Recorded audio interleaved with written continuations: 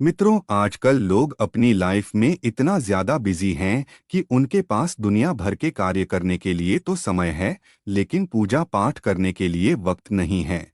ऐसा आपके साथ अक्सर होता होगा कि समय की कमी के कारण हम भगवान से आराधना नहीं कर पाते हैं। भले ही आप सामान्य समय में भगवान को याद ना करें, लेकिन कोई मुसीबत या मुश्किल आने पर भगवान को जरूर याद करते होंगे।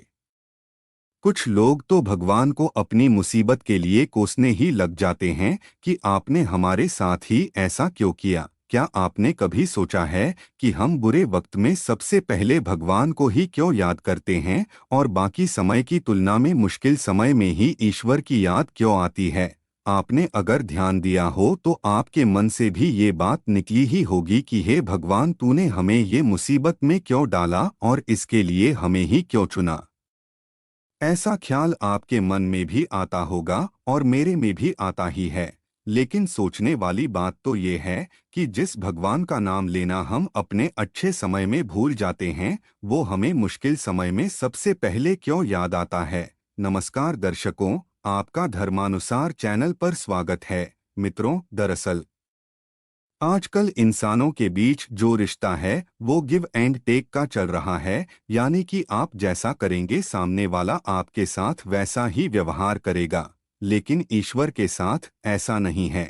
उनके लिए उनके सभी बच्चे एक समान हैं और कहीं ना कहीं आपको भी ये बात पता होती है। इसी वजह से आप मुश्किल समय में भगवान को याद करते हैं।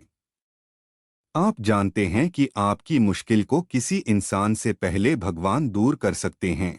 मनुष्य और ईश्वर के बीच एक ऐसा रिश्ता है जो दिखाई तो नहीं देता, लेकिन महसूस जरूर किया जा सकता है। आप माने या माने, मनुष्य की तरह संसार में दैवीय शक्तियां भी हैं और ईश्वरीय शक्तियां भी मौजूद हैं।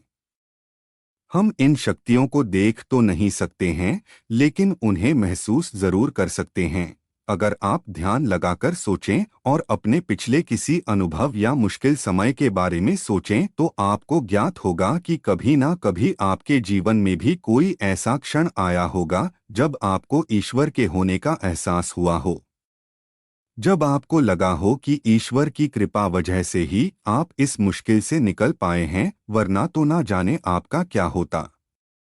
हम भले ही रोज पूजा पाठ ना करते हों, लेकिन कहीं ना कहीं हमारे मन में ये विश्वास जरूर होता है कि भगवान हमारे साथ हैं और वो हर वक्त हर मुश्किल में हमारा साथ देंगे। बस यही विश्वास हमें हमारे ईश्वर से जोड़ता है। आपको भी इस बात पर यकीन होगा कि ईश्वर का अस्तित्व है और वो हमें कभी भी अकेला नहीं छोड़ते हैं। आप भी इस बारे में सोचकर देखिए। आपको यह जानकारी कैसी लगी, हमें जरूर बताइएगा।